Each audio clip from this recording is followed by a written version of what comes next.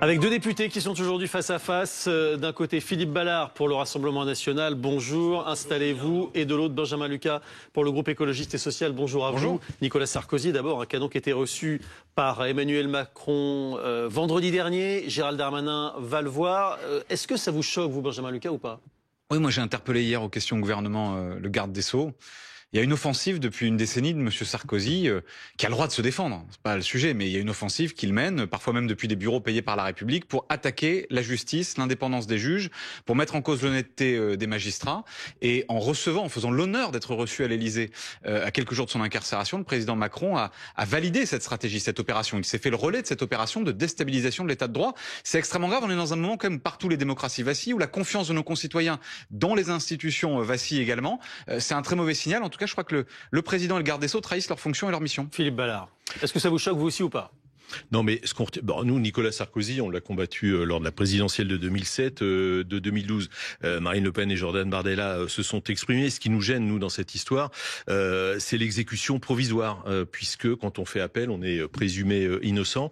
Alors, pardon, et là, vous avez quelqu'un qui est présumé innocent, qui est en prison. Ils se sont rapprochés avec Marine Le Pen et Jordan Bardella, quand même, ces derniers jours. Ils se sont parlé avec Nicolas Sarkozy. Ah bah oui, Nicolas Sarkozy a fait part de ce coup de téléphone qu'il a eu avec Marine Le Pen. Bon, enfin, entre potentiellement futur président de la République et ancien président de la République, je pense qu'il n'est pas anormal de se parler, si vous voulez. Ouais, donc vous, ça vous a pas choqué? Ah oui, non, non, pardon, vous parlez de la future, c'est Marine Le Pen. Oui, d'accord. Oui, je me projette, vous y êtes déjà, mais nous pas encore. On est optimiste. Alors, sur l'exécution provisoire, c'est vrai que c'est un débat également qui est important et Emmanuel Macron a voulu le soulever aussi. Est-ce que vous aussi, Benjamin Lucas, vous êtes d'accord pour ouvrir ce débat et pour peut-être en finir avec l'exécution provisoire? Ouvrir un débat de cette façon, quand sont concernés un ancien président de la République et Marine Le Pen, c'est-à-dire c'est faire la loi pour des circonstances personnelles, pour des convenances personnelles. C'est faire la loi pour faire plaisir à ses amis politiques, et c'est donner l'impression. Le Rassemblement national et le Front national hier ont surfé depuis 30 ans, 40 ans sur le fantasme qu'il y aurait une caste politique, une classe politique qui entre elles se soutiendrait, qui vivrait de la connivence et qui finalement, vous savez, le tous pourri, quoi. Ces gens qui se servent plutôt que servir. Et aujourd'hui, ils sont pris la main dans le pot de confiture, si je puis dire, puisqu'ils nous proposent la même chose. C'est-à-dire qu'ils disent on va se mettre d'accord entre nous pour échapper à la loi, des lois d'ailleurs qu'ils veulent toujours plus dures avec les autres, toujours plus répressives, toujours plus brutales. Je rappelle que l'exécution provisoire telle qu'elle est appliquée aujourd'hui à Mme Le Pen et à M. Sarkozy, elle a été décidée sous un gouvernement UMP, sous le gouvernement de M. Sarkozy, à une époque où M. Le Pen père et Mme Le Pen fille disaient il faut plus de fermeté, plus de fermeté, plus de fermeté. Donc aujourd'hui, on voit bien une forme de tartufferie dans cette affaire. Alors, faut que ça soit motivé, une décision de justice. Et là, il y a même sur votre plateau, d'ailleurs, l'ancien président de l'USM.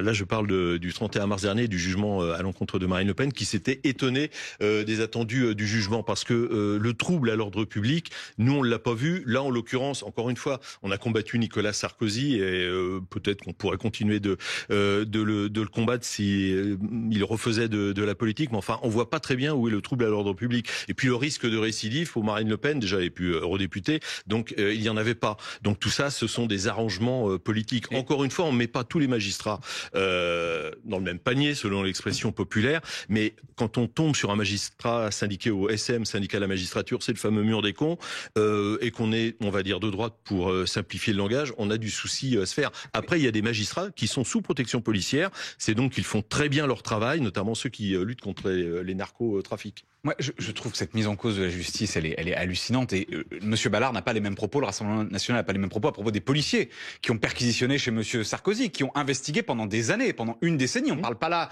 d'une affaire qui s'est révélée en 3 jours. Il y a des policiers, peut-être même d'ailleurs syndiqués chez Alliance, qui est proche de vous, qui ont enquêté sur M. Sarkozy, qui sont allés établir des faits, des preuves, collecter des indices. Et cela, vous ne les mettez pas en cause. C'est assez curieux. Et on voit bien, au fond, que vous êtes gêné parce qu'il y a une justice. Vous appelez toujours à la fermeté de la justice, à l'autorité. On était en débat ce matin sur les questions scolaires. Vous n'arrêtez pas de réclamer de l'autorité. Il y a une autorité dans ce pays, c'est l'autorité judiciaire. Vous devriez la respecter. Mais nous, on s'étonne, par exemple, quand il y a un policier de la BAC qui à Tourcoing est passé à tabac par des délinquants. Il y en a 4 qui ressortent libres de leur garde à vue. Alors on voudrait, oui, plus de fermeté, absolument, oui. Donc et là, vous faites référence à ce qui se passe certains. À la commission des affaires culturelles, oui, on veut de la fermeté, notamment dans les écoles. Pardon. Alors fermeté quand on magouille avec Kadhafi. Sarkozy, non. Fermeté quand on pique 4 millions dans la caisse du Parlement européen, non. Non mais attendez, par contre, fermeté ailleurs, oui. Non mais je voudrais juste répondre. Je ne suis pas l'avocat de Nicolas Sarkozy. Vous en avez l'air pourtant. Moi, non, pas du tout. Je reste sur l'exécution provisoire.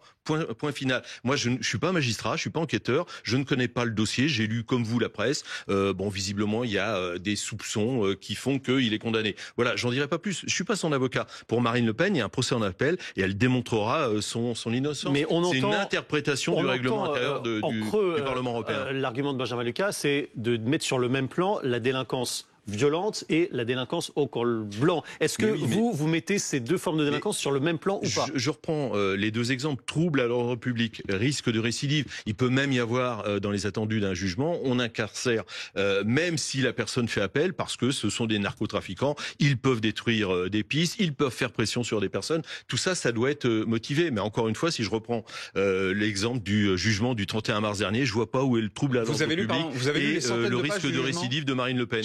Moi, c'est fascinant sur cette affaire. On a sur les plateaux plein d'experts judiciaires. Comme si moi je me mettais à vouloir venir sur votre plateau chroniquer le sport. Il y a un moment donné, faut être un peu sérieux. Vous avez lu les centaines de pages du jugement? Vous avez suivi de Monsieur Sarkozy? Non mais vous avez suivi, je suis pas. Vous avez suivi l'enquête? Je ne suis pas son avocat. Je m'exprimerai pas sur le fond. Si les faits étaient avérés, ça serait grave. Voilà. La réalité, c'est, vous voyez, comme quand il y a une Coupe du Monde, on dit il y a 60 millions de sélectionneurs. Là aujourd'hui, vous avez 60 millions de juges. En tout cas, vous avez 577 juges, dont 142 sont membres du Rassemblement national. Et les gens qui n'ont aucune compétence pour ça, vous et moi, allons refaire la justice. C'est pas comme ça que ça marche l'état de droit. C'est pas comme ça que ça marche la justice. Nous sommes parlementaires, nous faisons la loi. Nous ne commentons pas les décisions de justice. Ces fondements-là, on voit bien, ils sont attaqués par les amis de Madame Le Pen, chez Monsieur Trump, chez Monsieur Orban, par Monsieur Bolsonaro. Le fondement d'une démocratie, c'est la séparation des pouvoirs entre le pouvoir judiciaire et le pouvoir politique. Ce que vous voulez faire, c'est plus grave que de défendre vos copains, le copain Sarkozy, la copine Le Pen. C'est affaiblir l'état de droit et donc nos fondements démocratiques. En matière d'affaiblissement de l'état de droit, je pense que la gauche en connaît quand même un rayon.